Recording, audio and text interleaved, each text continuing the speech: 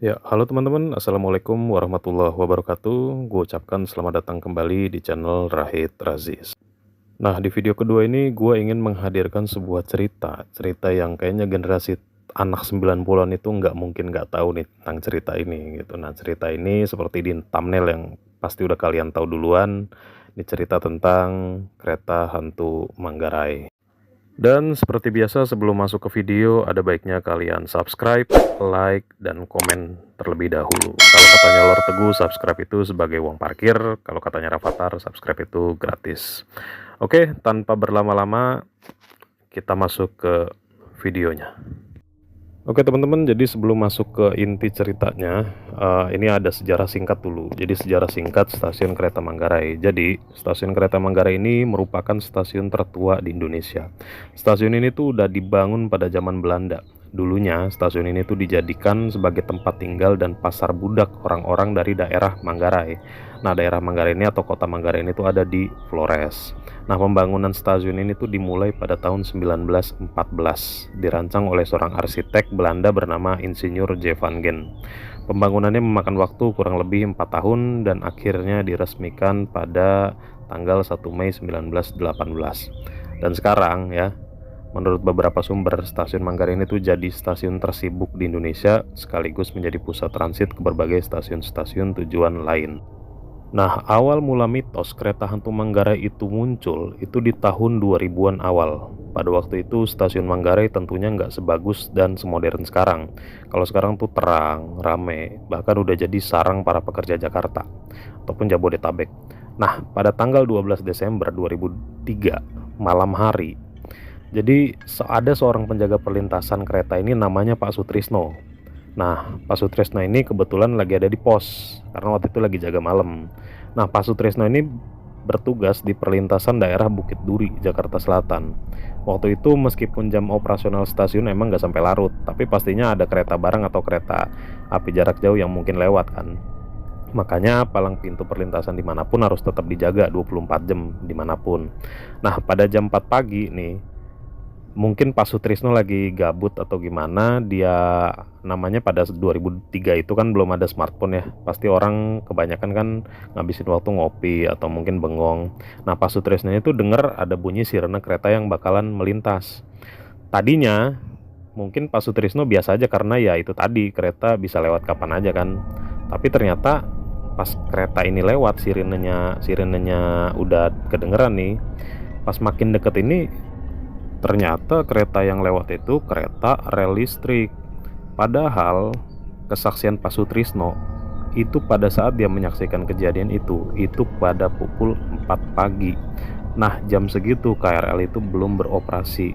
Makin terkejutlah nih si Pak Sutrisno ketika kereta itu mendekat.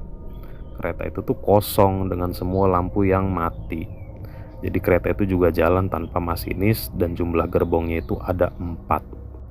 Nah, mulai dari situlah mitos tentang kereta hantu Manggarai ini merebaklah di masyarakat. Bahkan pada tahun 2008, heboh tuh beberapa orang bersaksi itu telah mengalami kejadian-kejadian janggal ketika menaiki kereta jurusan Manggarai sampai Bogor ini nih. Nah, kalau tadi itu kesaksian dari Pak Sutrisno sang penjaga pintu perlintasan, sekarang ada juga nih kesaksian penjaga stasiun Depok namanya Pak Selamat. Nah, dari sumber yang gue dapetin, ya browsing riset, Pak Selamat ini ya 11-12 lah kayak Pak Sutrisno. Bedanya Pak Sutrisno ini jagain palang perlintasan, kalau Pak Selamat jagain stasiun. Jadi kayak semacam security stasiun lah gitu. Nah, satu malam di stasiun Depok tempat Pak Selamat ini berjaga, Pak Selamat itu lagi jaga. Nah, dia dikejutkan dan merasa bingung ketika ada seorang pemuda yang ngampirin beliau. Dan pemuda itu tuh baru banget keluar dari stasiun Depok. Nah, pemuda ini tuh juga sambil bawa koran. Pemuda ini nanya sama Pak Selamat soal tumpangan untuk pulang ke rumahnya. Nah, tahun 2000-an awal itu kan angkutan umum itu kan belum terintegrasi kan, nggak kayak sekarang gitu. Jadi mungkin pada saat itu tuh pukul 11 malam dan pemuda ini tuh ya juga bingung nyari kendaraan buat sampai ke rumahnya gitu. Nah, Pak Selamat ini nanya gitu, emang dari mana gitu. Dan si pemuda ini tuh intinya dia bilang bahwa dia baru banget turun dari KRL. Nah, Pak Slamet heran dong, lah kan KRL beroperasi maksimum jam 10, tapi nih anak keluar jam 11. Nah, akhirnya Pak Slamet berbincang-bincang lama nih pemuda. Nah, nih pemuda ini tuh berkeyakinan kalau dia emang bener-bener baru aja turun dari KRL. Nah, karena kejanggalan itu juga, akhirnya si Pak Slamet ini berniat membawa si pemuda ini ke petugas stasiun gitu. Nah, dibawalah si pemuda ini ke petugas stasiun yang pada saat itu masih belum pulang dari stasiun. Mungkin dia baru banget pembukuan atau laporan atau report up segala tugas-tugas malam gitu kan. Karena Pak Slamet ini kan mikirnya, oh petugas stasiun yang tahu jadwal keberangkatan kereta gitu loh, atau mungkin memang ada perubahan atau gimana, makanya Pak Slamet bawalah nih pemuda ke stasiun, ke petugas stasiunnya ini. Nah, ketika dibawa udah bertiga nih, Pak Slamet, petugas stasiun, sama si bocah ini nih, pemuda ini.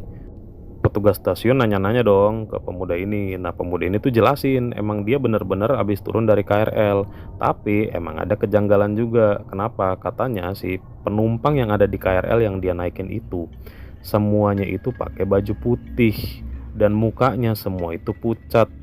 Nah, si petugas stasiun sama Pak Slamet ini kagak percaya dong gitu. Akhirnya demi buat bikin si petugas stasiun ini sama si Pak Slamet ini percaya, si pemuda ini tuh ngasih koran yang dia bawa.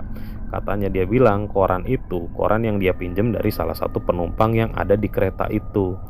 Dan betapa terkejutnya si petugas stasiun sama Pak Slamet dan pemuda itu sendiri pun terkejut gitu loh, kaget. Karena koran yang dia bawa yang katanya dipinjam itu terbitan tahun 1953. Nah, mulai dari situ tuh kabar tentang si kereta setan atau kereta hantu Manggarai ini tuh merebak, itu fenomenal banget itu di tahun 2000-an awal. Dan yang kita tahu, kisah ini tuh bahkan diangkat menjadi 2 film, yang satu Hantu Kereta Manggarai, yang satunya lagi Kereta Setan Manggarai. Nah, tapi tetap banyak orang yang mikir bahwa oh itu cuma tahayul, mitos atau dibuat-buat gitu. Tapi di sisi lain pun dua saksi ini nih, Pak Sutrisno sama Pak Slamet, emang ngalamin kejadian aneh itu. Dan bahkan beberapa waktu lalu itu ada salah satu YouTuber horor yang ngundang si penumpang yang pernah naikin si kereta hantu Manggarai ini. Jadi kesaksian penumpang yang pernah naik kereta hantu itu gitu loh ya. Walau bagaimanapun sebetulnya ini apa ya, pikiran masing-masing sih. Maksudnya mau percaya atau tidak, ada atau tidak, sebetulnya itu kembali ke diri kita masing-masing gitu. Oke teman-teman, segini aja cerita tentang hantu kereta Manggarai. Gue tidak bisa menambah-nambahkan yang tidak ada, ngarang pun juga nggak mungkin, karena memang dari beberapa artikel, bahkan sampai puluhan artikel yang gue browsing, yang gue riset, yang gue baca, gue hanya mendapatkan tentang si Pak Sutrisno dan Pak Slamet ini. Terima kasih bagi kalian yang udah nonton. Jangan lupa subscribe, like, komen, dan gue akan terus berupaya memperbaiki kualitas video agar bisa ditonton dengan lebih baik. Oke, gue Rahid pamit undur diri. Wassalamualaikum warahmatullahi wabarakatuh. Jangan lupa berdoa, jangan lupa sholat. Semoga kita sehat selalu, diberikan rezeki dan karunia. Amin.